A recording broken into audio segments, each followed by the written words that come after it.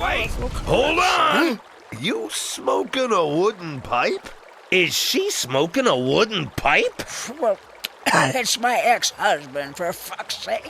Ugh, that's gross. Just go. Get your ass out of here. They're not paying me enough for this shit. Hello, Internet. My name is Ewald Wip, and I'm the lead animator on Rad Rodgers.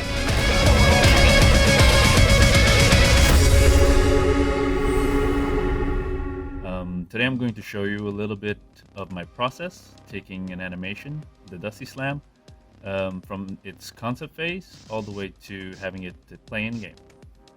So I hope you guys enjoy it, I hope it's informative, and let's get started. Okay, so we're going to take a look at the Rad and Dusty Slam. This is UE4, and this is where we bring all the animations and put them into blueprints and a whole lot of complicated stuff which I don't really go over, but I'll try to run you through everything that I am in charge of, or everything I do. So I drew up some ideas, and these are the ideas that I came up with, and which we could kind of like choose from.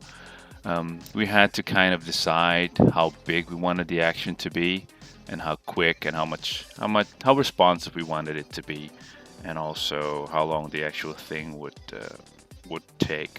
So the first one was kind of like a pretty powerful punch with a big anticipation and a big action as well, or big impact. The second one was even like a bigger anticipation. We basically from the straight off decided not to go with that one because it would take too long and not be as responsive. We wanted it to be quick and snappy because it needed to be a kind of like a quick response action to smash on an enemy or something like that. So we chose not to go with that one from the start. The third one, which is actually the one we chose to do because it could be the quickest, was the one we went with, which is pretty simple, just a quick little anticipation backwards, and then the slam. The fourth one was kind of like the same as the third, only it's the other arm that he's slamming with. The problem with the last one is that we get to see the back of Rad and Dusty, which we try to avoid. For one, it's not as interesting from the back, the character at least. So we try not to show too much of the backside of the character and try to keep it more to the front. So we went with the third, basically.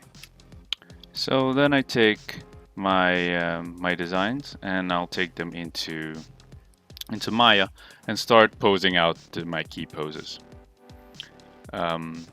So this is an older file, so I'll just show you my steps and which are my key poses and where I make my breakdowns, and whatever other keys I need, and for my anticipation, my follow through, and all that.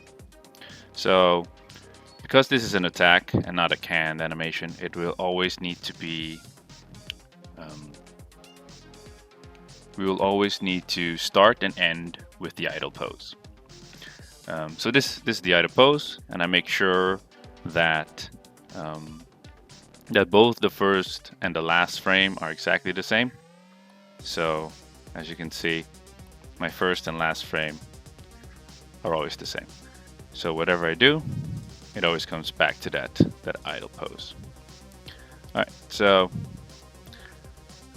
my first poses are my key poses, of course, which is the idle here, and then what I will do next is create the slam. So that's key 13 here, or frame 13.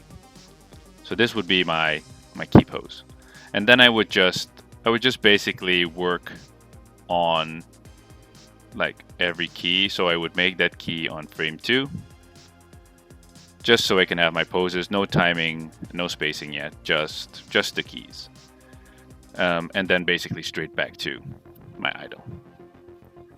And then I would create my extreme, which would be this pose, which is my anticipation, and then I would basically go straight into that, and that would be my basic, my key poses. So that one, this one, this one, and then back, and then I will start to break it down and make sure that everything has a nice curve to it, a nice arc, which this can kind of be fixed a little bit. And then I would just per frame kind of track my arcs. And I usually do this by using the grease pencil. There's loads of add-ons and plugins you can use to make this easier. I like to do it by hand so I can choose what to do myself. So I would kind of track the arc to make sure it's the nicest arc it can be. So yeah, this could probably go down a bit just to have that arc be a little bit nicer. And also make sure that this is also the nicest arc it can be.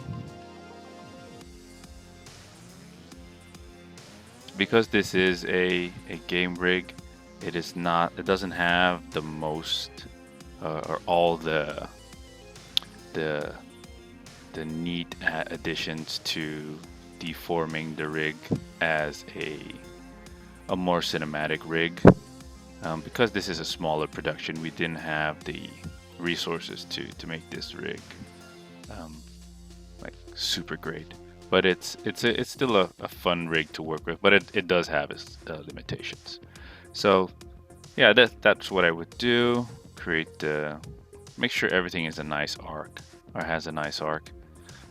Add squash and stretch where it's needed. For the slam, I really wanted to have some nice impact, so I scaled up the glove quite a bit. Let's see how much I scaled it up. Yeah, this controller right here. Yeah, I scaled it up about 1.6, so that we have a nice big fist there. And then I also, as a follow-through, I squashed it down and stretched it out a bit just for that extra little impact. And then I bring it back in a few frames so it could settle. Also, what I like to do is create like these smear frames. And because we can't really have that kind of stuff in the engine, I do it by deforming the rig itself. So as you can see here with the gloves, I have stretched them out quite a bit so that it feels like it's moving fast. And because the reason I do this as well, because the spacing is quite big. If you take a look at this part here, the next frame, it's all the way over here, which is quite a big there's a big space between there. So it's nice to have that smear right there, so that it doesn't start strobing. And strobing means when the image starts to pop, basically. So it would be here, and then it would pop there, pop. And to lessen that, you create these smear frames to make it the movement seem much smoother and more fluid. So yeah, that's basically the idea. All the nice little follow through on the body, a little bit of a settle, just to keep him, or make him feel alive and make him feel like he squashes and stretches. Are all the little bits to make this all feel nice and fluid. What I would do after that is, as soon as I have all these poses, I would probably go into my graph, which is this area, which is a representation of all the movement that is happening out here in the X, Y, and Z axis, and the rotations as well. So I would probably go through them and clean them up quite a bit to make sure that all the motion is as smooth as it can be, and there's no real hiccups around. So after I create, or after I've polished most of the animation, this is when I'm going to start to add all the finer little details, like extra little squashes and stretches, especially the animation on the face, the expression changes, blinks. This is the time where I start putting in those fine little details. Like I have a bit of a stretch on the hair as well, right there. More stretch on the body. I add the facial expression. I have a blink right there. Just anything to give a bit more character to Red and Dusty, and just have them feel so much more alive. Yeah, so this is where I would add all the little details. All right, now I loaded up a test map where we can take a look at the animation in action. So this is where we test out the weapons. Maybe I'll turn off the sound real quick. Well, actually, I'll leave it on.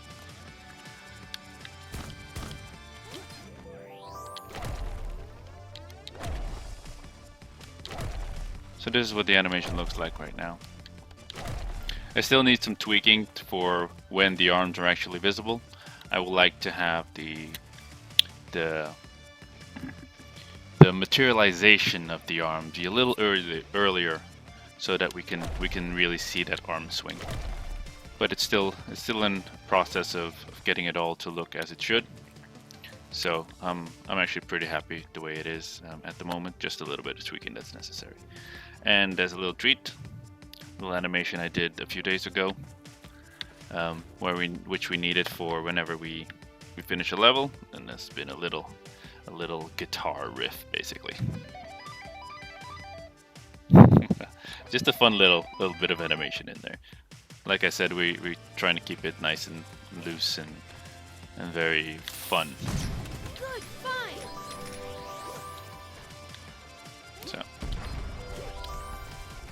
So yeah, that's it for my part of the animation. I might do another little video at some point, see how I approach the cinematic part for the cutscenes. But other than that, that's for me. That's it for me for now. And hope you guys enjoyed the Kickstarter. And thanks a lot for the guys who already backed. And hope to see you guys around.